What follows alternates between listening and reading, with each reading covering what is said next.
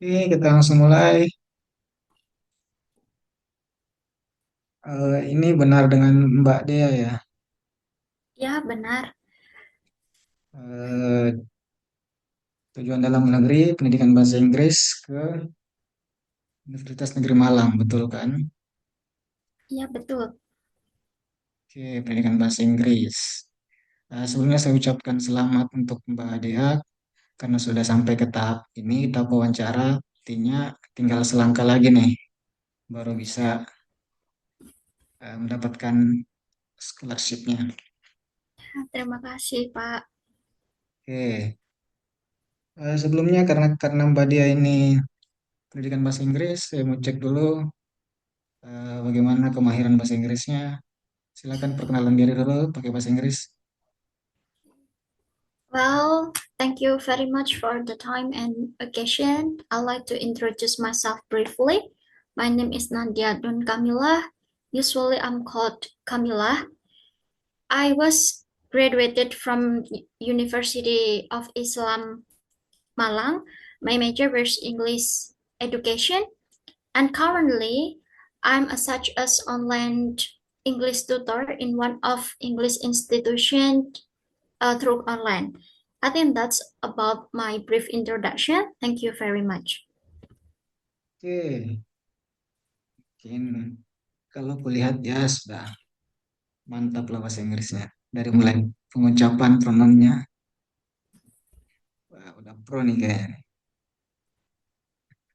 Kita tadi disebutkan di perkenalannya katanya sebagai tutor di salah satu lembaga kursusan ya, ngajar Ya, online benar. di salah satu kursusan. Oke.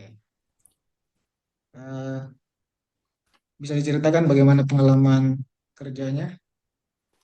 Oke, baik, terima kasih. Jadi saya sudah mengajar secara online di salah satu lembaga kursusan. Saat ini menjadi tahun ketiga saya untuk mengajar di lembaga kursusan.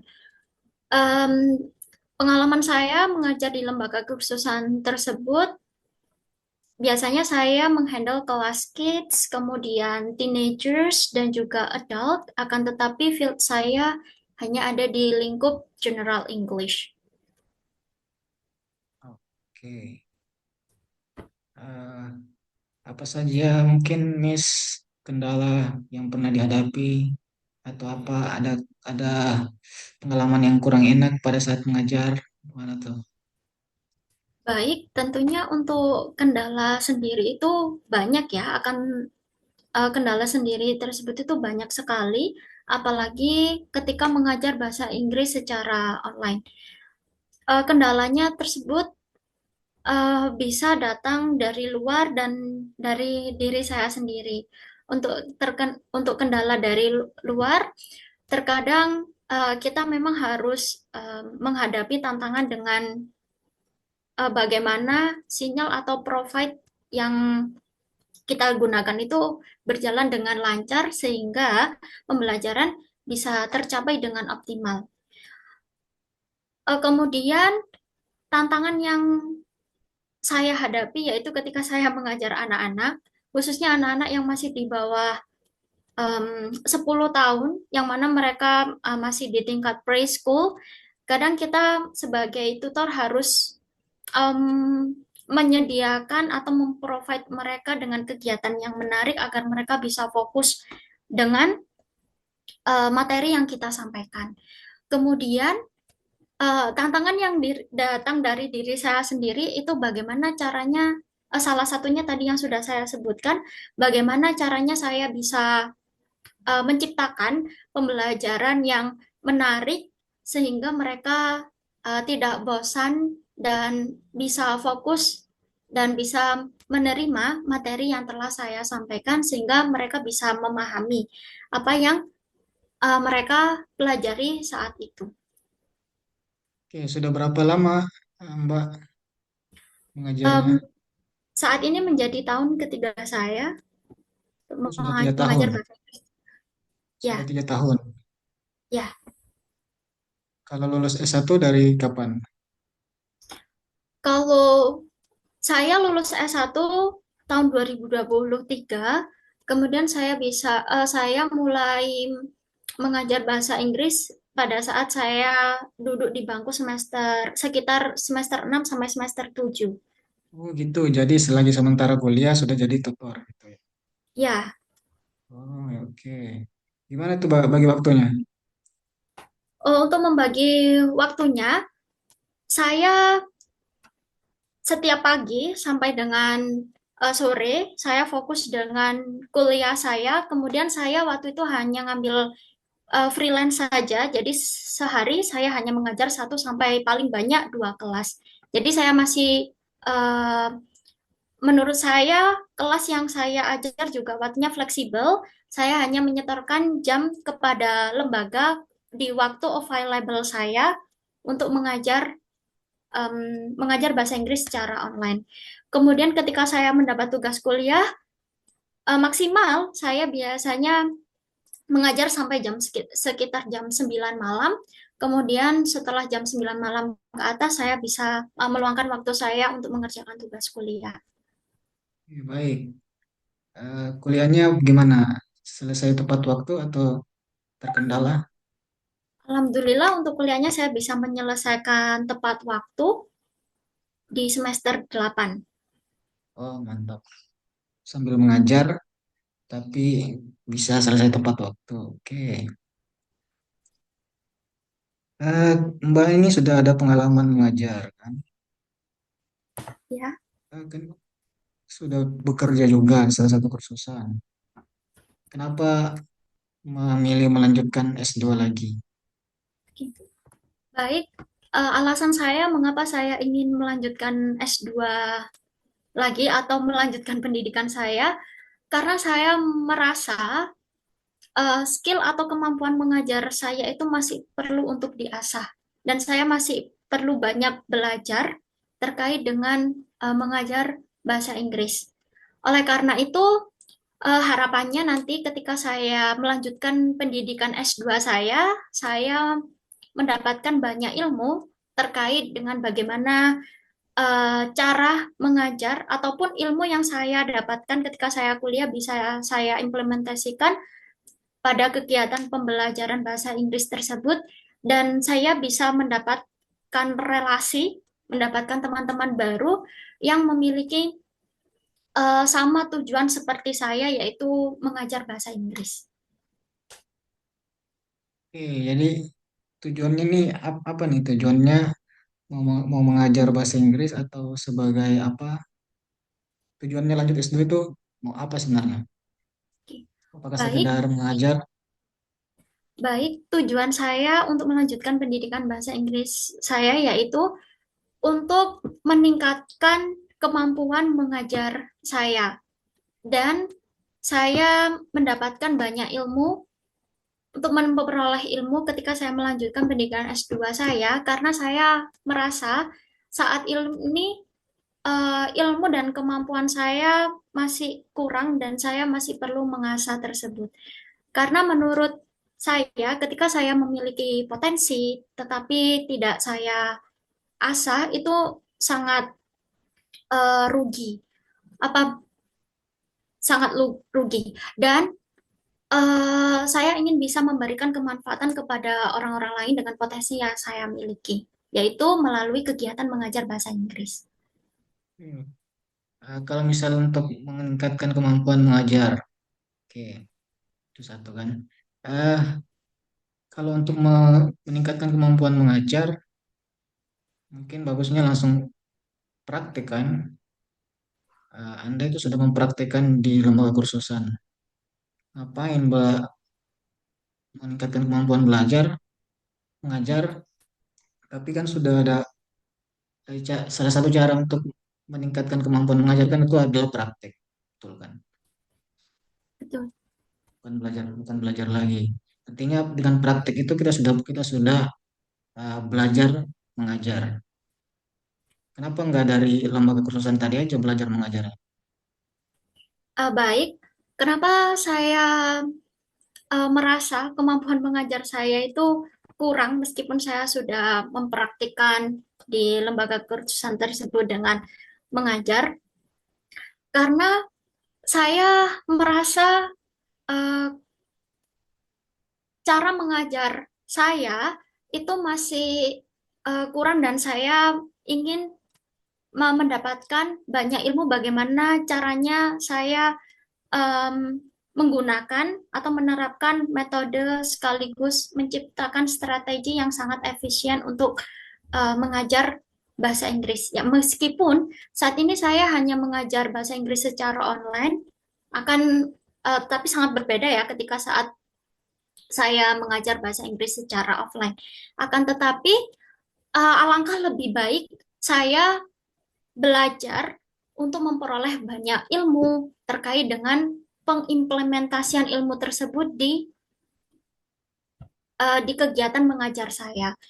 Oleh karena itu, menurut saya praktek saja tidak cukup ketika kita tidak memiliki ilmu bagaimana caranya kita mengajar.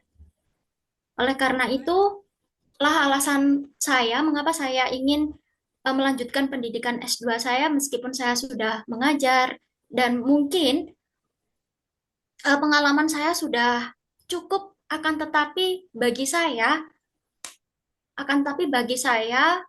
akan kurang efisien apabila kita tidak memiliki ilmu untuk menerapkannya atau memiliki ilmu bagaimana cara kita mengajar. Oke, jadi intinya berilmu dulu baru mempraktekkan gitu. Oke. Kemudian saya lihat background dari Mbak ini, eh, Bapak itu ya ini ya pendiri yayasan dan Ibu sebagai apa itu dosen ya. Tidak, jadi orang tua saya, ayah saya itu seorang dosen dan juga sebagai pengurus di suatu lembaga pendidikan. Kemudian ibu saya seorang kepala sekolah TK, yang mana TK tersebut di bawah naungan lembaga milik keluarga kami atau yayasan yang telah didirikan oleh ayah saya.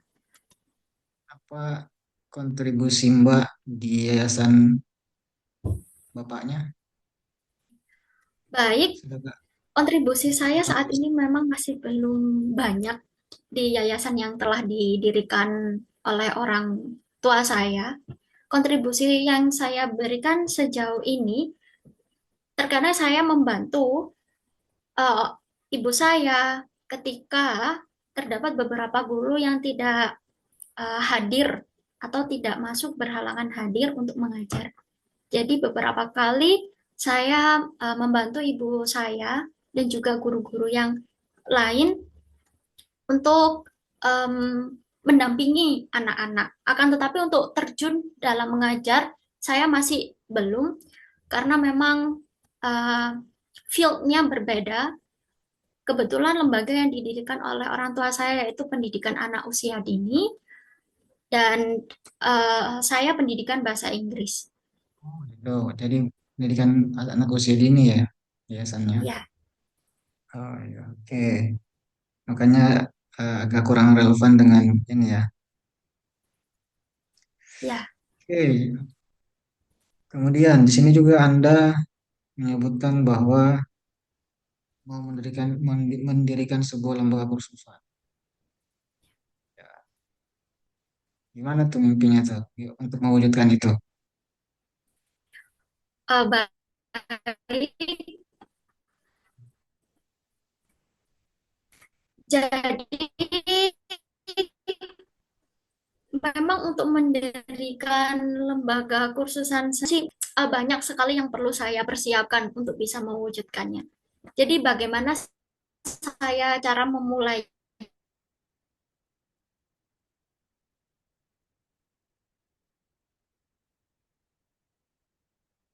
Saya akan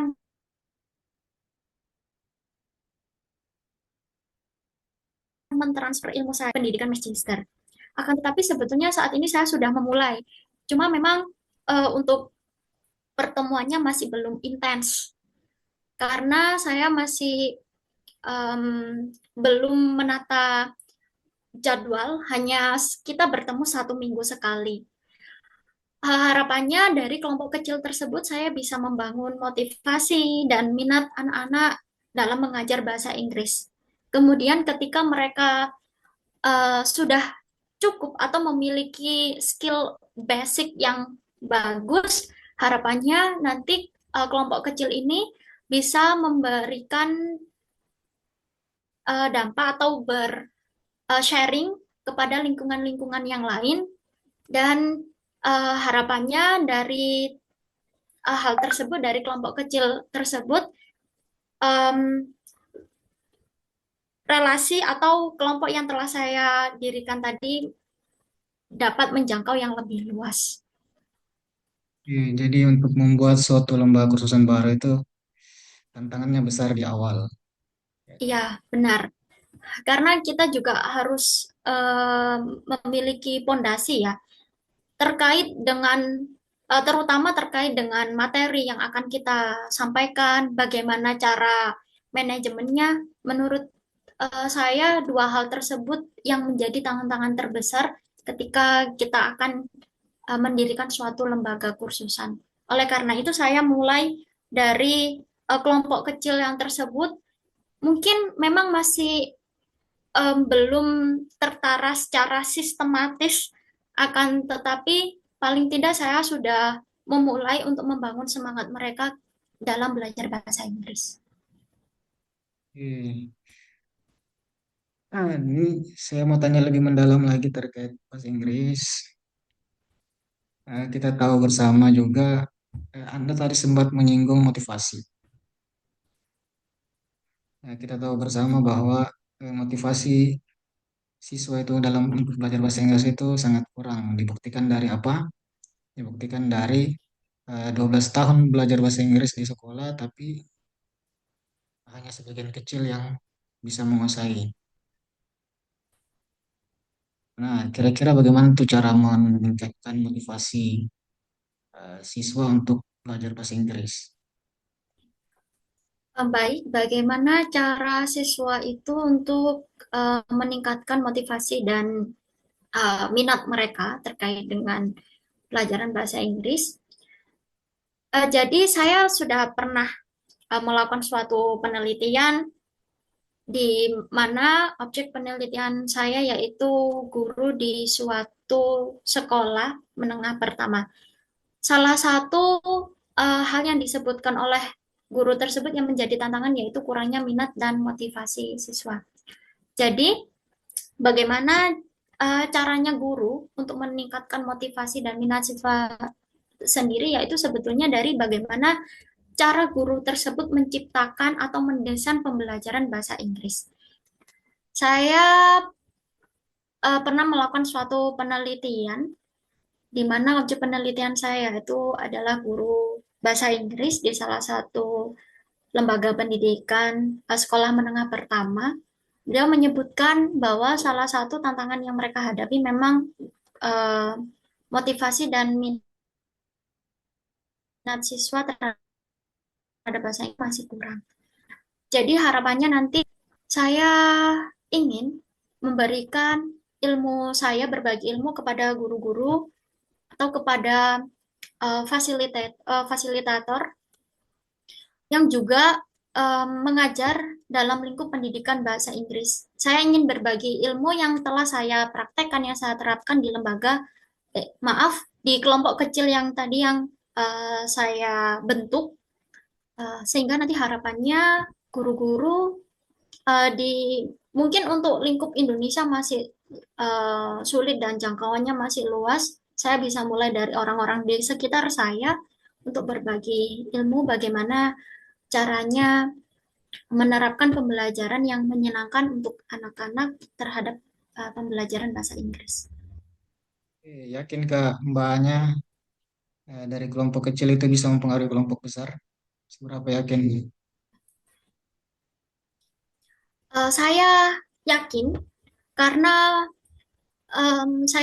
saya bisa yakin karena saya memiliki relasi dengan teman-teman yang lain. Saat ini ada hal-hal yang bisa kita manfaatkan melalui teknologi atau salah satunya yaitu sosial media. Mungkin memang untuk bisa menjangkau lebih luas itu tidak bisa secara instan, akan tetapi memang secara bertahap. Mungkin bisa mulai dari lingkungan orang-orang di sekitar saya, kemudian beralih ke tetangga, kemudian mulai menyebar di kota, setelah itu bisa menyebar di kota lain.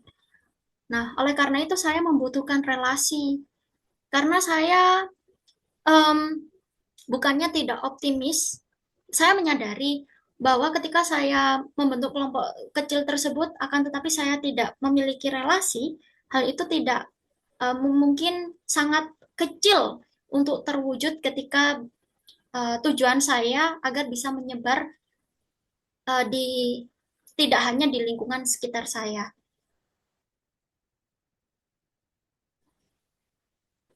Jadi Oke, seperti itu saya agar kelompok kecil yang saya bentuk tersebut bisa menyebar ke lingkungan yang lebih besar. oke, nggak gitu ya. Nggak usah bicara terlalu luas dulu Indonesia. Fokuskan dulu di daerahnya Mbak. Daerahnya Mbak kan orang di Malang ya. Ya, benar. Ya, fokus dulu di daerah itu. Ya, saya asal dari Malang. Oke, oke. Kan tadi sudah membentuk kelompok kecil. Oke, fokuskan dulu daerah situ, baru dilihat bagaimana perubahannya, baru dilanjutkan gitu. Ya, Oke, mudah-mudahan cita-cita Mbak itu untuk memotivasi seluruh masyarakat Indonesia terwujud. Ya, amin, amin. kemudian Terima kasih Pak kita, atas dukungannya. kemudian kita pindah ke terkait masalah kampus. Kenapa memilih dalam negeri dulu? Baik, alasan saya mengapa saya memilih dalam negeri, karena menurut saya ketika mungkin ketika saya melanjutkan pendidikan saya di luar negeri, saya akan jauh dari lingkungan saya. Saya tidak mengetahui apa ya yang saya butuhkan ketika saya ingin mewujudkan kontribusi tersebut. Karena kontribusi saya yaitu ingin meningkatkan minat dan motivasi siswa terhadap bahasa Inggris, terutama di lingkungan sekitar saya. Eh, Agak masuk akal, agak sinkron dengan alasan kontribusinya tadi di awal. Oke, kemudian Mbak ini memilih Universitas Negeri Malang. Ya, Sementara yang saya tahu itu kalau setahu sependek pengetahuan saya itu kalau misalkan pendidikan itu lebih bagus di Universitas Pendidikan Indonesia UPI. ya. Kenapa memilih di Universitas Negeri Malang? Kenapa nggak ke UPI aja? Oke, baik. Jadi saya memiliki dua alasan mengapa saya ingin melanjutkan pendidikan magister saya di Universitas Negeri Malang. Yang pertama yaitu Universitas Negeri Malang, khususnya di program Magister Pendidikan Bahasa Inggris, menawarkan mata kuliah yang saya butuhkan.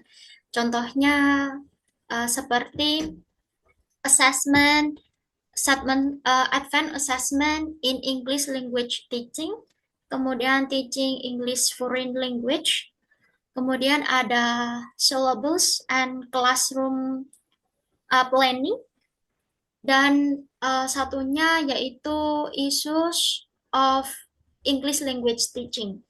Mata kuliah tersebut yang saya butuhkan. Kemudian alasan yang kedua, mengapa saya ingin melanjutkan pendidikan saya di Universitas Negeri Malang, karena di sana terdapat banyak dosen yang expert terkait dengan strategi mengajar bahasa Inggris. Kedua alasan tersebutlah yang menjadikan saya memilih Universitas Negeri Malang sebagai universitas yang ingin saya tujui untuk melanjutkan pendidikan magister saya.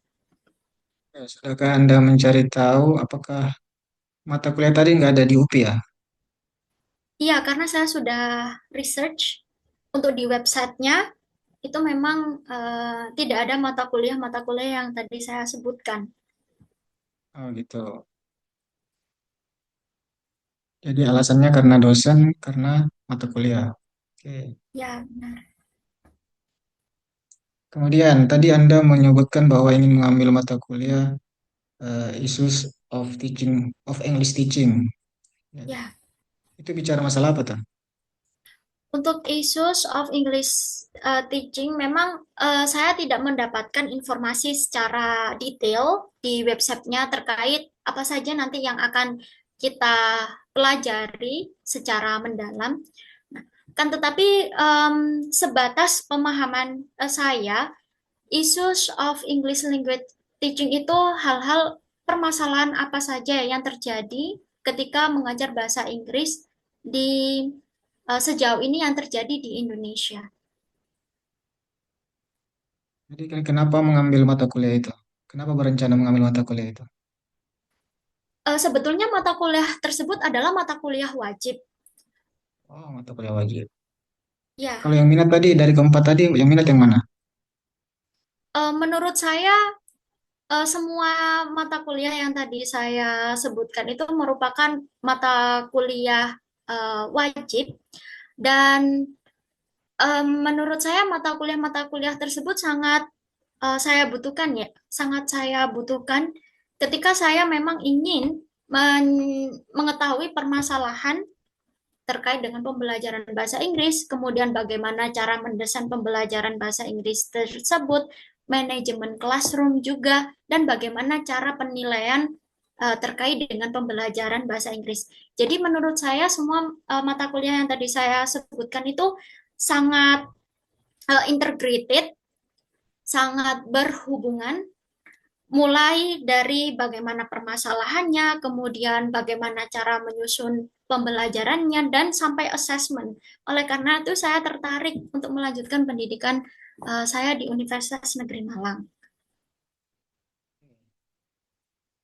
Hmm. Universitas Negeri Malang karena itu ya mata mata kuliah itu sebagai mata kuliah wajib ya tadi tuh. Iya, Udah lihat mata-mata kuliah minatnya, peminatannya. untuk peminatannya, saya pernah melihat ada beberapa yang ditawarkan, akan tetapi saya masih belum memikirkan yang mana yang ingin saya ambil. Belum memikirkan, oke. Ya, Eh, terkait ini, terkait eh tadi Anda menyebut, tadi Mbaknya itu menyebutkan dosennya itu ada dosen yang Anda ingin diajarkan. Siapa itu dosennya tuh? ada dua dosen yang saya temukan. Yang pertama yaitu Profesor Bambang sama Dr. Anugrawati. Beliau merupakan dosen yang sudah memiliki banyak sekali penelitian terkait dengan strategi pembelajaran bahasa Inggris. Selain itu, beliau juga merupakan advisor dari mahasiswa-mahasiswa magister yang topik penelitiannya yaitu terkait dengan strategi pembelajaran. Oke. Dari kedua dosen tadi, ya, dari kedua dosen tadi, Ya, eh, eh, yang mana itu yang dijadikan sebagai pembimbing tesis? Apakah bukan dari keduanya atau ada di antara keduanya? diulangi untuk pertanyaannya. Eh, tadi itu dosen ada Anda menyebutkan dua dosen tuh. Ya, Yang mana yang dijadikan sebagai pembimbing tesis? untuk pembimbing tesis sendiri memang saat ini saya masih belum menghubungi beliau karena posisinya saya saat ini masih defer juga dengan perkuliahannya. Jadi mohon maaf, saya masih belum bisa, em, saya masih belum ada menghubungi kedua dosen tersebut. Akan tetapi kalau misalkan saya diberi pilihan ingin ingin menjadi pembimbing tesis dari salah satu kedua dosen tersebut, saya akan memilih Profesor Bambang karena beliau eh, ahli dalam bidang strategi pembelajaran, khususnya dalam meningkatkan atau menciptakan strategi pembelajaran yang optimal untuk anak-anak atau untuk siswa-siswa di sekolah. Oke. Mungkin sudah dulu untuk seputar kampus. Kita lanjut lagi ke masalah, mungkin kita ulik sedikit tentang pribadi mbaknya. Pernah mengalami apa namanya, pengalaman kurang membanggakan? Ya, pernah salah satu pengalaman yang kurang membanggakan dan sampai saat ini saya masih ingat, yaitu ketika saya mengikuti seleksi rekrutmen anggota baru di salah satu organisasi kemasyarakatan. Saat itu saya sudah lolos beberapa tahap, akan tapi di tahap terakhir saya tidak menyiapkan diri saya secara maksimal dan akhirnya saya gagal, tidak lolos untuk masuk menjadi anggota baru di organisasi tersebut. Jadi setelah kejadian itu saya menyadari bahwa saya harus menyiapkan hal-hal yang menyangkut masa depan saya, uh, ter bahkan masa terkait dengan hal-hal yang di bawah under control saya. Nah, persiapan apa yang kurang maksimal tuh pada saat daftar? Sehingga Waktu itu tidak lulus. persiapan yang kurang saya persiapkan dengan baik yaitu di tahap seleksi wawancara. Oke, staf seleksi wawancara. Nah, sekarang ini Anda sekarang seleksi wawancara. Berarti sudah belajar Ya, dari kesalahan kemarin ya. ya. Waktu itu mengapa saya gagal ketika saat menghadapi tes wawancara, karena saat itu saya tidak kurang, bukan tidak akan tapi saya masih kurang mengenal diri saya dengan baik. Bahkan saya tidak uh, mengetahui apa yang permasalahan apa yang pada saat itu saya hadapi. Jadi saya menyadari bahwa mengenal diri sendiri itu sangat penting dan saya masih perlu banyak belajar. Saat itu saya harus mulai mengenal diri saya, apa yang menjadi kekurangan saya, apa yang menjadi kelebihan saya, hingga saat ini dari kejadian itu saya sangat bersyukur saya bisa mengenali diri saya bisa mengetahui apa yang menjadi kekurangan saya, apa yang menjadi permasalahan saya, sehingga apapun yang saya hadapi terkait dengan permasalahan saya bisa bisa secara bertahap untuk menyelesaikannya dengan cukup baik. Oke, jadi penting itu mengenal diri sendiri. Berarti di wawancara ini sudah mengenal diri Anda sendiri ya. Ya, Coba, saya cukup bisa mengenali diri saya saat ini dibandingkan dengan bagaimana saya mengetahui diri saya saat itu. oke. Coba disebutkan mungkin dulu kelebihan dan kekurangannya. Kalau ini Baik, sudah kelebihan yang saya miliki yaitu yang pertama manajemen waktu yang cukup baik karena saya hal ini dibuktikan dengan bagaimana saya mengatur waktu saya untuk menjalankan tugas saya sebagai mahasiswa, kemudian tugas saya menjadi tutor saya atau bisa menjadi tutor bahasa Inggris. Nah, saya bisa membagi waktu saya dengan baik sehingga saya bisa mengajar dan juga menjalankan tugas saya sebagai mahasiswa, tapi saya bisa lulus tepat waktu. Kemudian kelebihan saya eh, yang lainnya yaitu saya senang menolong. Ketika saya menolong seseorang, mungkin hal yang saya tolong itu bukan suatu hal yang besar, akan tetapi saya merasa bahagia ketika saya bisa menolong orang, meskipun hal yang saya tolong itu bukan suatu hal yang kecil. Kemudian kelebihan saya berikutnya yaitu saya memiliki kemampuan public speaking yang cukup baik, meskipun saya menyadari bahwa kemampuan public speaking saya masih perlu banyak diasah. Saya pernah berpartisipasi untuk mengikuti beberapa lomba.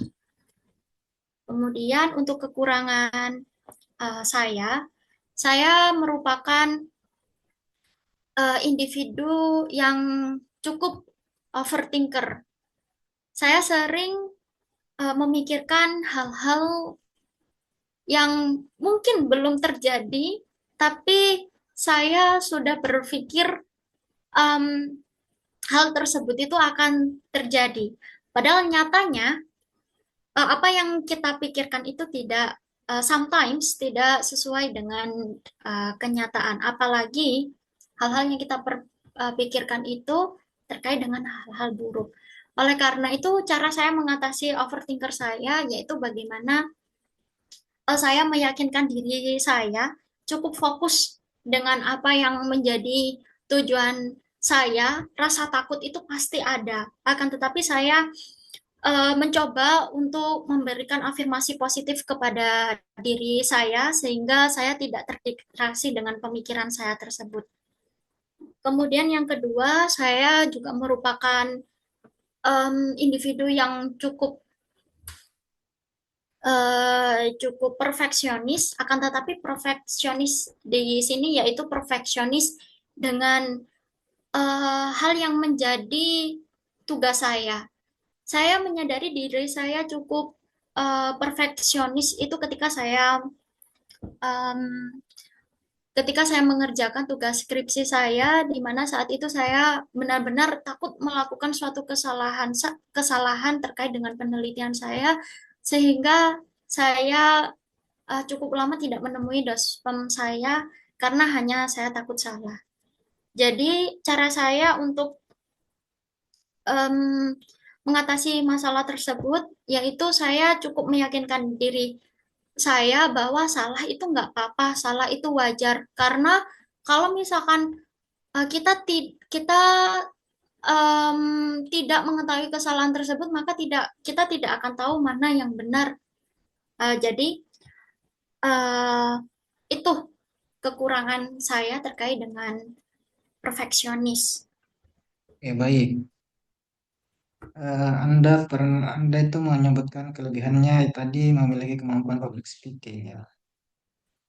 Kemampuan public speaking. Pernahkah Anda menjadi MC atau sebagainya dan di acara apa?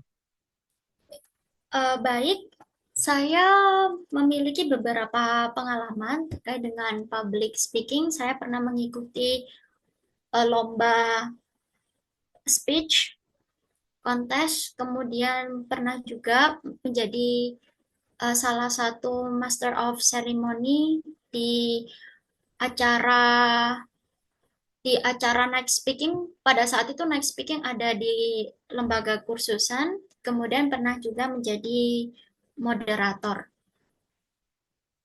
Tapi Itu saya pakai bahasa masih menyadari kemampuan public speaking saya itu masih kurang dan saya masih perlu banyak belajar terkait dengan kemampuan public speaking saya. Oke, itu public speaking dalam bahasa Inggris atau bahasa Indonesia itu? Untuk ada Yang saat itu bahasa Indonesia dan ada yang bahasa Inggris. Oke. Public speaking, bagus.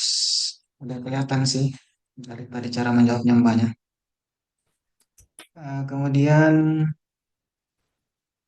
Anda tadi bilang overthinker, Iya,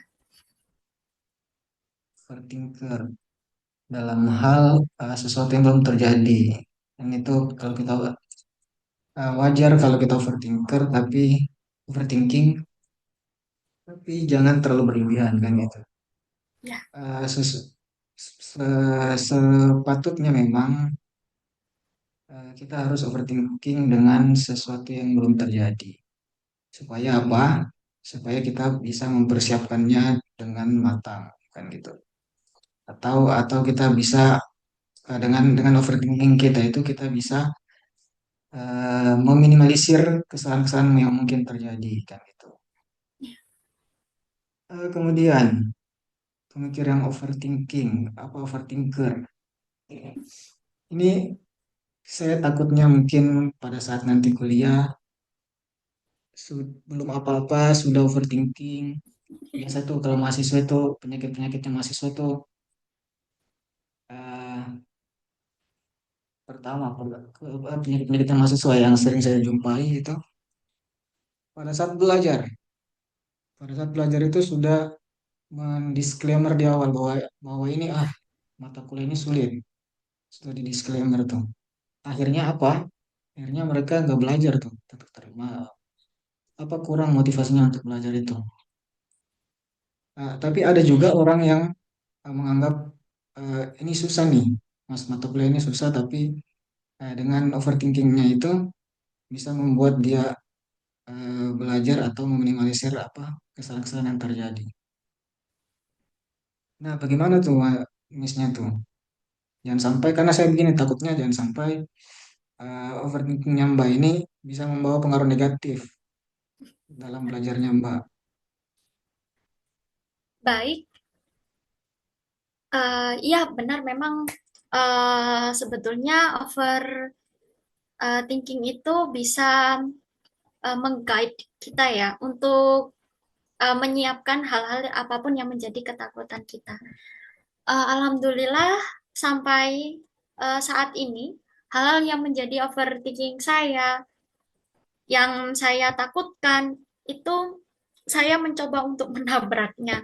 Jadi istilah menabrak di sini seperti misalkan saya takut kalau misalkan nanti exam saya nggak lolos. Ya jadi saya memang harus belajar karena saya menyadari ketika kita hanya memikirkan saja, tidak ada action, maka hal tersebut tidak ada solusinya. Jadi solusinya adalah harus em, meminimalisir atau mencari root-nya, apa yang menjadi overthinking kita. Kalau pada saat Anda Mbaknya ini overthinking, apa yang bisa membuat Mbaknya ini eh, tidak overthinking lagi? Adakah langkah-langkahnya? Baik, jadi bagaimana caranya saya mengatasi permasalahan overthinking saya tersebut? Yang pertama saya mencari root apa sih yang menjadi overthinking saya. Kedua, setelah saya menemukan rootnya, saya memfokuskan diri saya untuk mencari permasalahan tersebut atau yang menjadi alasan mengapa saya itu overthinking. Setelah saya menemukan rootnya, kemudian saya fokus dengan menemukan caranya, kemudian saya mempraktekkan apa yang menjadi maaf, saya mempraktekkan cara yang tadi saya temukan. Jadi saya lakukan hal tersebut. Coba Sejauh diberikan ini coba ya, diberikan satu contoh. oke. Baik, salah satu contohnya em, ketika saya mengambil tes real tes TOEFL. Hal tersebut menjadi overthinking saya Saya takut kalau misalkan skor saya tidak bisa mengantarkan saya untuk mendaftar di beasiswa LPDP. Akhirnya saya harus belajar semaksimal mungkin mempelajari skill yang belum saya kuasai, meskipun saat ini saya menyadari bahwa um, real test TOEFL saya masih belum mencapai target saya, akan tetapi um, skor TOEFL tersebut bisa mengantarkan saya untuk mendaftar LPDP sampai ke tahap seleksi substansi ini. Hmm.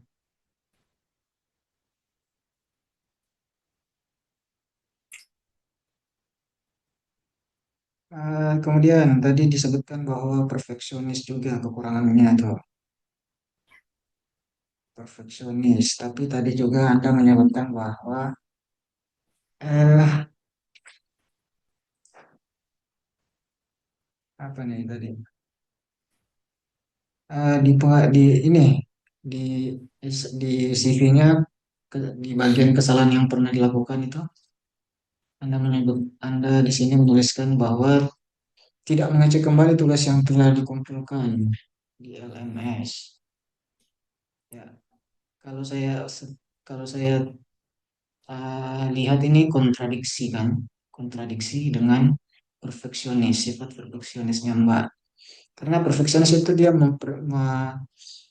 memperhatikan detail-detail kecil, termasuk mengecek kembali. Dia itu orang perfeksionis itu pasti mengecek kembali pekerjaannya, kan? Tapi ini coba, ini ada kontradiksi nih, kekurangannya nih. Coba dijelaskan. Baik, jadi saya akan meluruskan. Di situ saya menyebutkan kekurangan saya. Di situ saya menyebutkan kesalahan yang pernah saya lakukan, yaitu saya tidak mengecek kembali tugas yang saya submit atau yang saya kumpulkan. Jadi perfeksionis yang saya miliki yaitu saya takut salah dengan tugas yang saya kerjakan. Akan tetapi terkait dengan administrasi, saya menyadari saya kurang detail terkait hal tersebut. Salah satunya yaitu tadi pengalaman yang saya alami. Saya tidak mengecek kembali tugas yang telah saya submit, sehingga tugas tersebut hanya masuk ke dalam draft, masih belum tersubmit secara 100%. Oke, jadi eh, kurang kurang memperhatikan masalah administrasi. Ya, Padahal masalah administrasi itu yang paling penting sebenarnya ya. ya, Em, Gini, karena takutnya takutnya ini terulang kembali pada saat kita kuliah. Kan kami apa namanya besok LPDP ini memberikan kepada orang-orang yang memang layak untuk diberikan. Takutnya Anda itu masih menyepelekan hal-hal administrasi. Misalkan apa, eh, ada administrasi kampus, Anda ini jangan sampai itu ada kesalahan data, di mana nanti kan urusnya itu sulit. Oke, gimana tuh? Apakah dari semenjak ini sudah berubah atau masih sampai sekarang? baik. Semenjak saat itu, saya harus memperhatikan hal-hal detail terkait dengan administrasi. Seperti contohnya saat ini, saya meskipun saya sudah tidak kuliah, sudah lulus dari sarjana, dan saya menjadi tutor juga masih banyak sekali hal-hal administrasi yang saya lakukan, yaitu seperti melaporkan em, melaporkan hasil pembelajaran anak-anak, mengisi nilai. Oke, alhamdulillah dari pengalaman dari kejadian tersebut saya bisa belajar, dan sampai saat ini saya bisa menyelesaikan laporan dengan tepat waktu tanpa ada catatan em, dari lembaga kursusan di mana saya mengajar.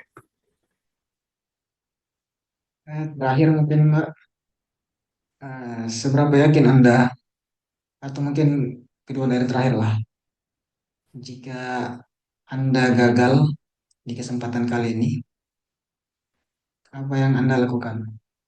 Oke, baik. Em, Apabila saya gagal untuk mendapatkan beasiswa LPDP, yang pertama saya akan memberikan afirmasi positif kepada diri saya. Saya akan berterima kasih kepada diri saya karena saya sudah melewati seleksi administrasi, kemudian saya juga sudah menyiapkan em, menyiapkan untuk melakukan seleksi substansi. Jadi apabila saya tidak diterima untuk mendapatkan beasiswa LPDP di batch 2 tahun 2024 ini, saya cukup em, bersyukur dengan diri saya karena saya sudah sampai di tahap ini. Karena sebelumnya saya tidak pernah membayangkan untuk bisa ada di tahap ini.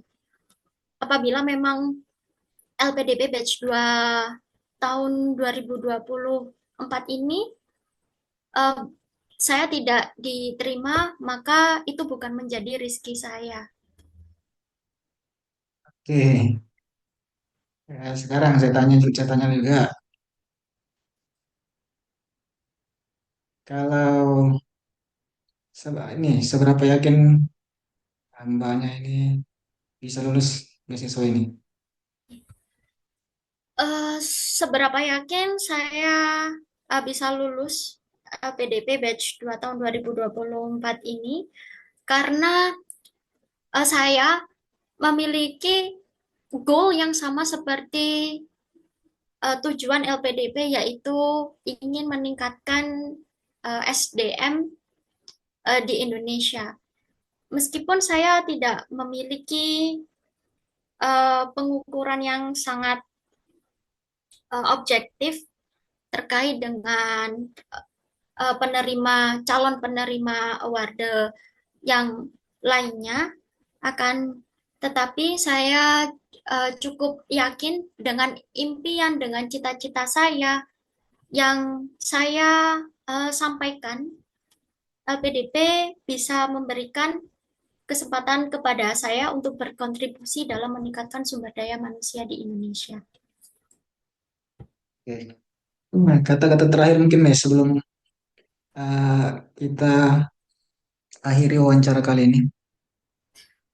Baik, Silakan. Bapak, terima kasih atas waktunya. Saya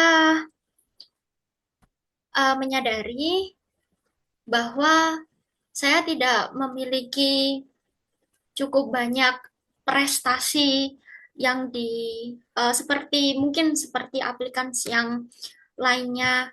Akan tetapi di sini saya membawa mimpi dan membawa kontribusi. Saya ingin LPDP bisa memberikan kesempatan kepada saya untuk bisa melanjutkan pendidikan magister saya.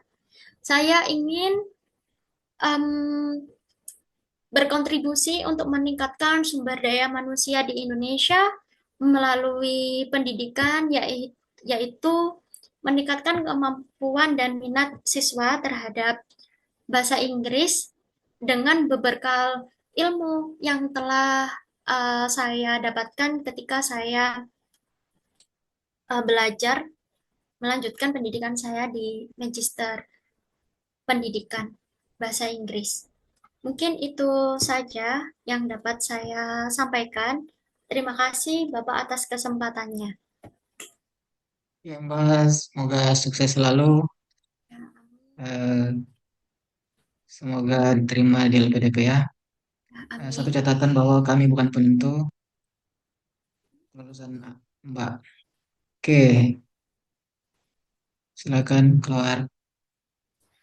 Baik, terima kasih. Oke, Mbak. Gimana, Mister? Rasanya gimana tuh? Ah, ini Tiga. menurut saya pertanyaannya cukup beda ya sama mock up yang pertama sama yang kedua. Ya beda. Iya, Kalau disamain lebih kan, kalau ya, disamain Mister. kan, kalau disamain kan nantinya takutnya jadi template. Iya. Jadi untuk yang mock up hari ini lebih ditekankan ke pengalaman tadi yang pertama, Mister. Yang saya dapatkan feel ininya ya, feel perbedaannya yang signifikan itu.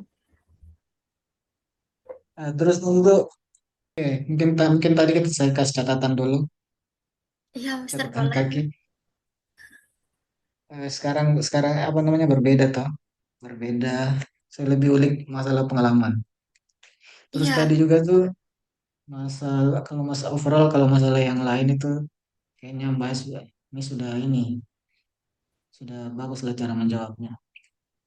Cuma tadi yang bagian mungkin karena baru baru saya tanyakan kenapa mm, Anda gagal? Kalau apa namanya apa yang Anda lakukan ketika Anda gagal?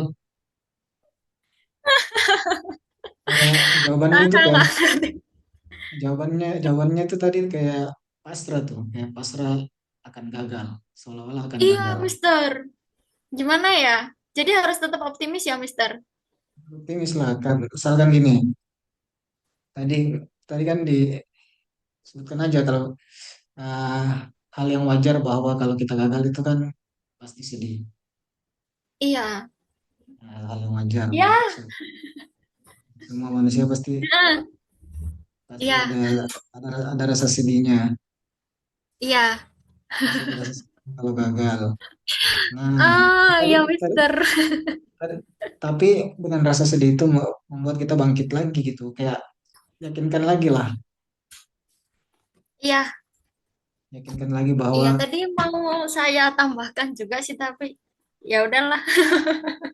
yakinkan lagi kalau misalkan Anda ini tidak akan gagal gitu. Ah, ya, siap, Mister. Jangan jawabannya itu jangan kayak pasrah akan gagal, seolah-olah akan gagal. Iya, ya, Mister. Karena itu jadi Oke, penilaian oke. jadi Siap. penilaian juga itu bahwa oh ini dia tidak optimis untuk lolos. Oh, iya, oke. Siap, Ya, Mister. itu catat lagi. Nanti kemudian seberapa yakin ya yakin aja karena ya, yakinnya tadi sudah bagus tuh karena sudah mempersiapkan segala hal dalam dalam ini. Oke, cuma untuk masalah catatan tadi tuh yang itu masalah masalah Yang kalau akan gagal kayak pasrah Bang. iya ya, Mister Pasrah. ya. Aduh, saya tadi juga nggak kepikiran. Iya, Mister. Ya, Siap. oke, mungkin kita akhiri dulu mungkin ya. Ya, oke. Baik itu Terima dulu ya kasih banyak, kayaknya. Mister Sadam, untuk waktunya.